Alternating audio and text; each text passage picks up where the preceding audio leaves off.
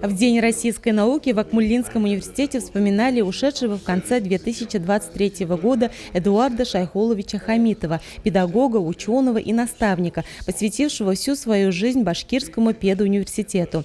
Еще при его жизни была написана книга «Хамитов Эдуард Шайхулович. Ректор, педагог и подвижник образования». В ней на основе малоизвестных материалов и многочисленных интервью раскрываются страницы жизни известного деятеля и подвижника образования Республики Башкортостан, педагога, ректора одного из ведущих педагогических вузов России, ученого и гражданина своей страны. Издание презентовал автор, профессор кафедры педагогики, доктор педагогических наук Тахир Мажитович Аминов. В свою очередь, Тахир Мажитович отметил, что раскрыть личность Эдуарда Шайхуловича в одной книге невозможно. Жизнь и трудовая деятельность Хамитова станет темой еще для многих авторов.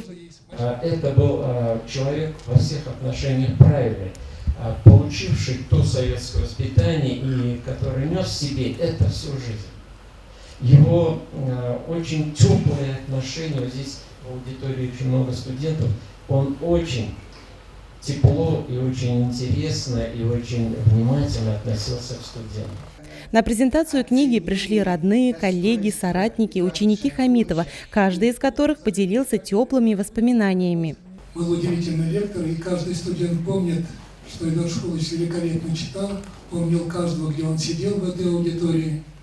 И спустя много лет говорил: ты помнишь, вот ты делал то-то на такой-то лекции, и тем самым поражал студентов своей памятью.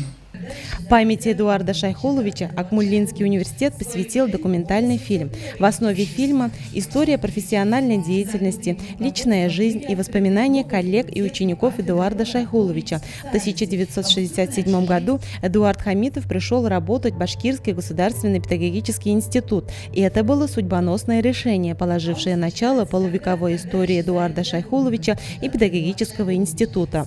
Эдуард Шайхулович посвятил всю свою жизнь науке, любимому Башгоспедуниверситету родной республики. Нельзя не согласиться с высказыванием: человек жив, пока жива память о нем.